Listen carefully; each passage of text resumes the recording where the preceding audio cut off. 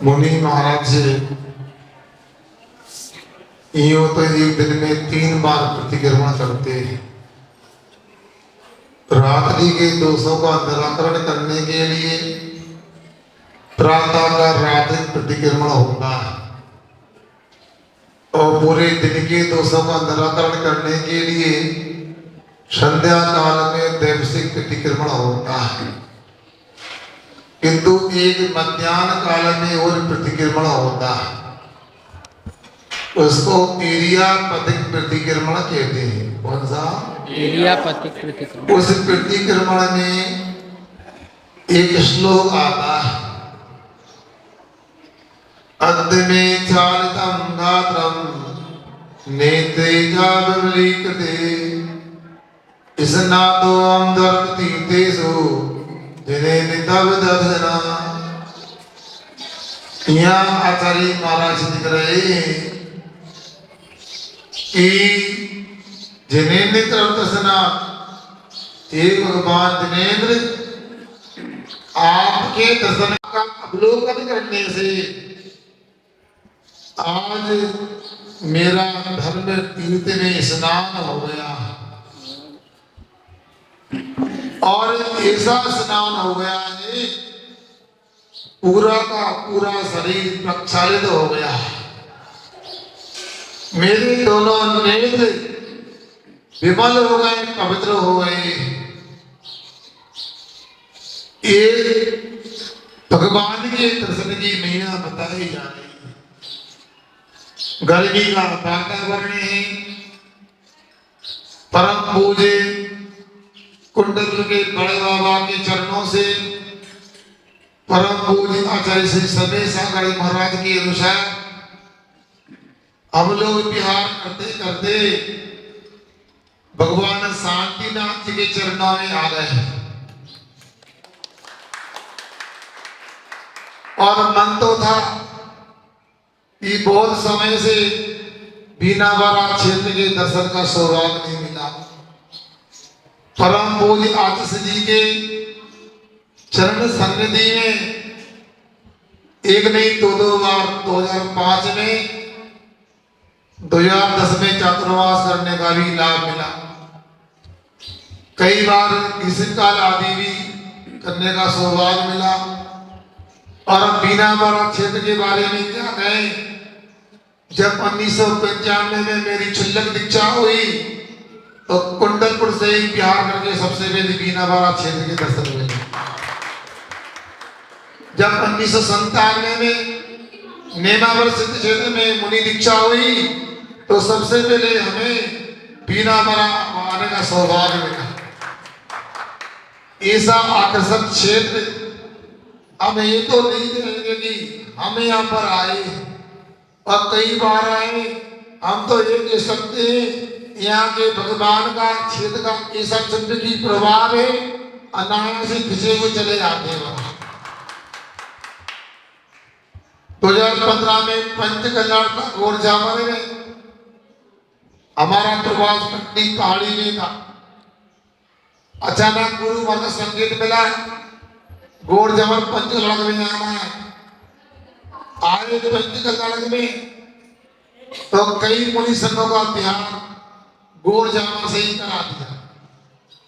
और इनकी कृपा थी, हमको बीनावारा क्षेत्र में कर दिया।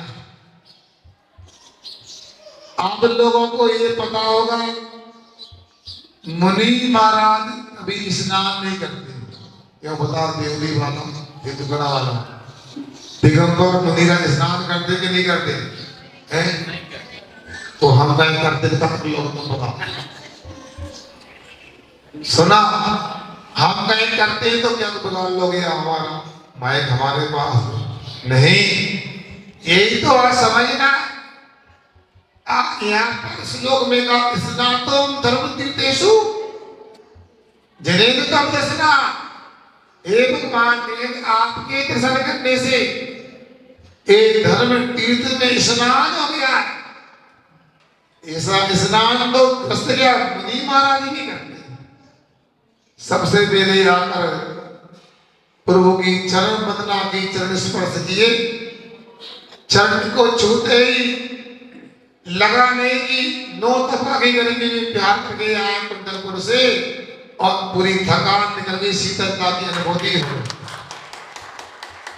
भगवान का नाम शांति नाम है, अनुपम शांति की अनुभूति हुई।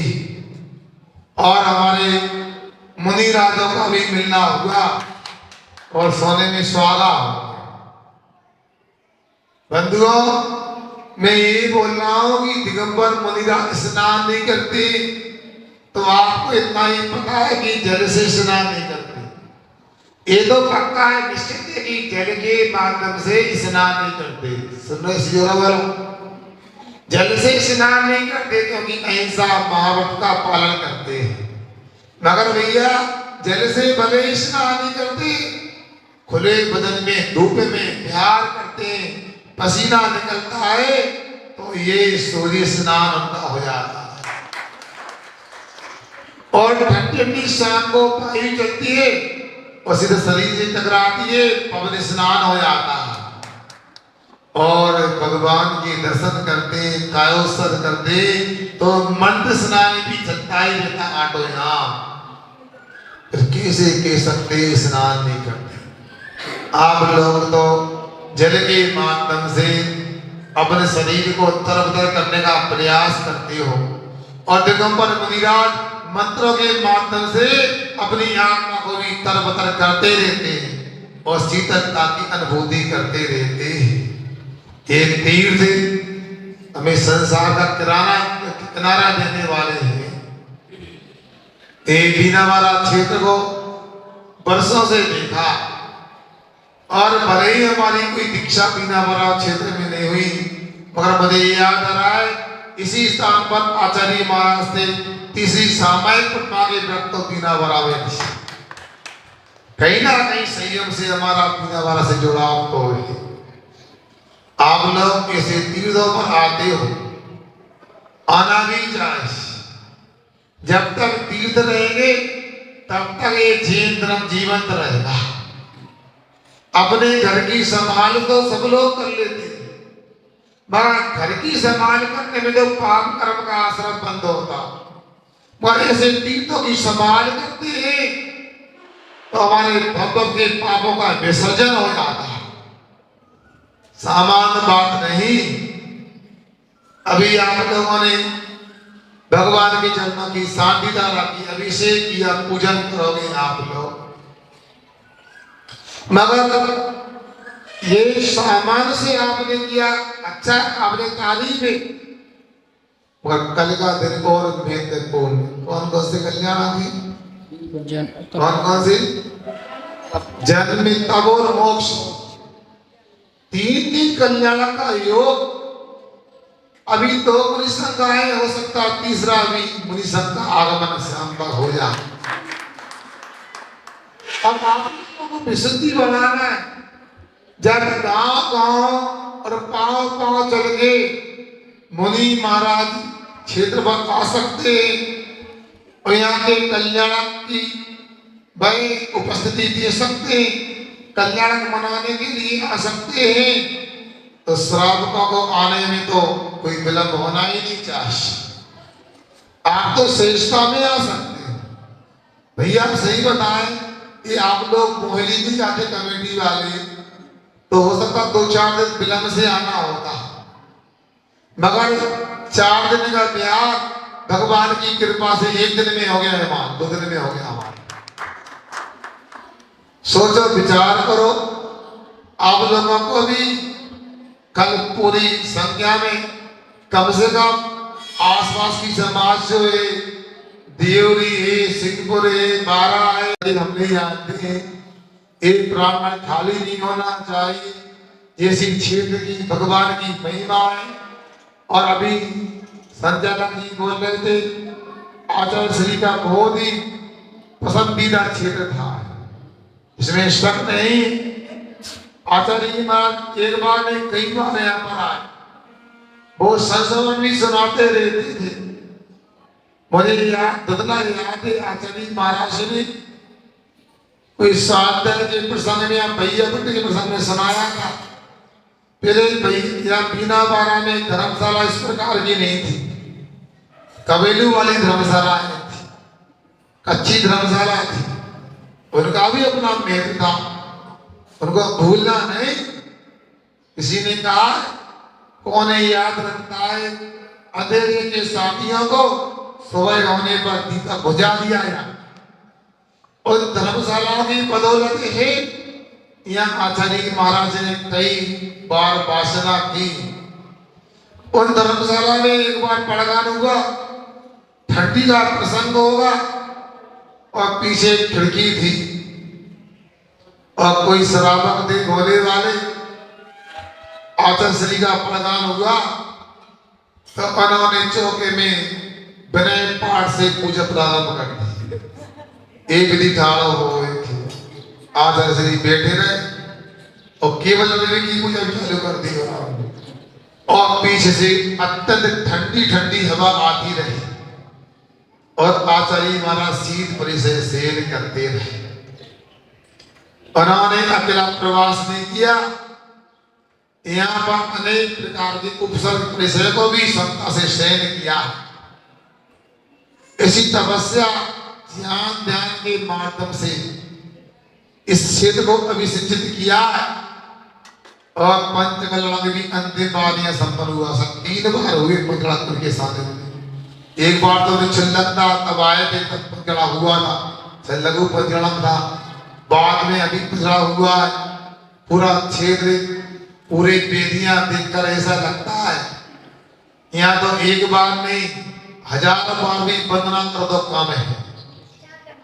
चल करके आए यहाँ पर हम तो लग रहा था कि वंदना बाद में कर लेंगे, हमारे विमल सागर महाराजा जी भी आए, वंदना बाद में कर लेंगे। मगर वेदियों का भगवान का आकर्षण देख करके हम लोग को संकुचित नहीं कर पाए और नीचे की पूरी प्रांगण की वंदना हो गई हमारी। बता ऐसे तीर्थ में जो पास पास निवास करते हैं सौभाग्यशाली लोग हैं। मैं ज्यादा श्री नहीं बोलना चाहता हूँ कि आपका भी समय हो रहा है, मुझे भी अपने काम करना है। हमारे महाराज भी चल के आए, इसलिए आप लोग यहाँ पर लाभ ले। बाजी से आवाज आ रही है कि चातुर्मास कर लो आप। अरे ऐसे क्षेत्र में चातुर्मास करने को क्या बात है, यहाँ तो 12 मास भी रुक जाए तो काम बता। इसलिए अभी तेंदुलकर आदि के लोग बिहार में संलग्न हैं, मगर अभी कुछ नहीं कह सकते। आचार्य महाराज ने हमको तो यही कहा है कि अभी तो आगे गर्मी का समय व्यतीत करना है। हमको लगा आगे आए, मगर पहले साथ में भगवान के बीना बारा के दर्शन करें, उनका आशीर्वाद लेके आगे बढ़े। और चातुर्मास तो करना ही, आप लोग जहाँ चातुर्मास उपलब्ध होते हैं निवेदन करो आचार्य महाराज से, और जिसका जैसा पाप होगा निषेध तो नहीं है। आप लोग अनजान भी नहीं हो, मगर ऐसा लगता है कि ज्यादा परिचय हो जाके उत्साह कम हो जाता है, मगर ऐसा नहीं। साधु लोग क्षेत्र में जंगल में चातुर्मास करें उनके लिए लाभ मिलता है। और यदि समाज के बीच में करते तो समाज को तो भरपूर लाभ मिल सकता है, लेना चाहे साधु को उतना लाभ नहीं मिलता। क्यों मतन सागर की बात सही है ना। इसलिए समाज को चातुर्मास करवाना है तो ये मानस तैयार करना चाहिए कि अकेले साधु अपने नगर में स्थापित हो जाएंगे, इतना पर्याप्त नहीं। उनको भैया पद के माध्यम से, आदान के माध्यम से, कक्षाओं में स्वाध्याय के माध्यम से अपने जीवन को कृतार्थ करना चाहिए। सन्मान प्राप्त करने के लिए पुरुषार्थ करना चाहिए। ये सब चातुर्मास में होते हैं। अभी गर्मी का समय है, हमको तो लग रहा था आचार्य महाराज ने तो बिहार करा दिया, पटेरा में आगे लगा यही रुक जाए, तपा सामने आने वाले लगा थोड़ा सा बिहार करो।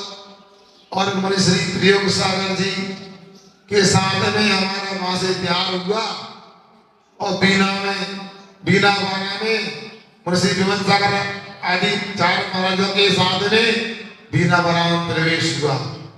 और जब मुनि महाराज मिल जाते हैं वो ये यात्रा हमेशा मंगलमय होती। सुन रहे आप लोग, अनेक मंगल होते, कलश भी मंगल होता, हाथी घोड़ा भी मंगल होता, श्रीफल भी मंगल होता। रास्ते में आ रहे थे, कई जगह गाय बछड़े को दूध पिलाती हुई मिली।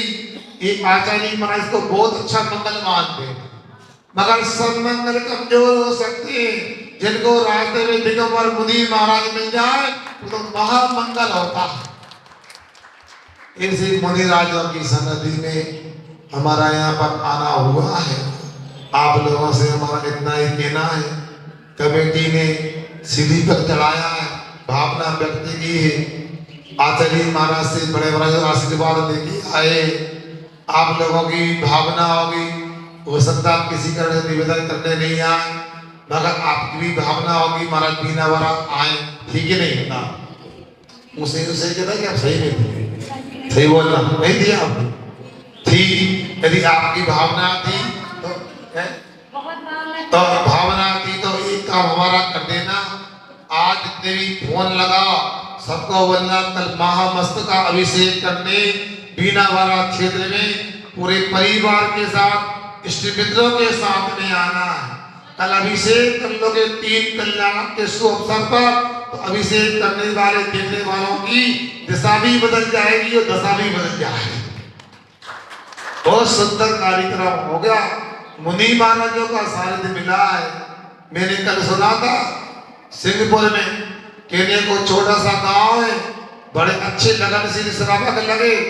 एक व्यक्ति ने मंगलाचरण किया, उसने कहा सात साधु का हो सार दिखाई देता है, मिटती हुई मानवता को आकार दिखाई देता है। होली दिवाली दशहरा आते हैं और चले जाते हैं, क्या साधु का साथ होता है और उस त्योहार दिखाई देता है, त्योहार दिखाई देता है। 3 कल्याण को 3 मुनि संघों का सानिध्य हो, ऐसे सुंदर वातावरण में सबको यहाँ पर आकर के उपस्थिति देना है। बाकी कमेटी आपको सूचना देगी, क्या व्यवस्थाएं की हैं, चर्चा अपन बाद में कर लेंगे। मैं अपनी बात को विराम देने के पहले हमारे छुल्लक अटल सागर जी ने पुनः याद करा दिया। ये अटल सागर जी तो कब से कह रहे थे महाराज, अपने गुरु के गुरु आचार्य ज्ञान सागर महाराज को अपन ने देखा नहीं, उनका समाधि मरण दिवस आने वाला है और वह परम पूज्य आचार्य जी के अभाव में पहली बार आ रहा है। उसको 6 तारीख को अपने को मनाना। ये भी योग देखो, आज अपने हमारी अगवानी की, कल 3 कल्याण शांति भगवान के और समाधि में सभी बड़ा महत्वपूर्ण होता है। पंचम काल में निर्माण कल्याण तो होता नहीं, और मुनि राजों का पंडित मरण समाधि मरण होता है। इसी समाधि मरण कार्यक्रम में परसों भी उपस्थित रहेंगे। हो सकता हमारा भी उपवास यहाँ पर रहेगा और भी कार्यक्रम संपन्न हो सकते हैं। आप लोग मानस मना करके सभी इष्ट मित्रों के साथ में 3 दिन का लाभ लेने का प्रयास करें। ये अपनी बात को ही विराम देता हूँ। अहिंसा परमो धर्म।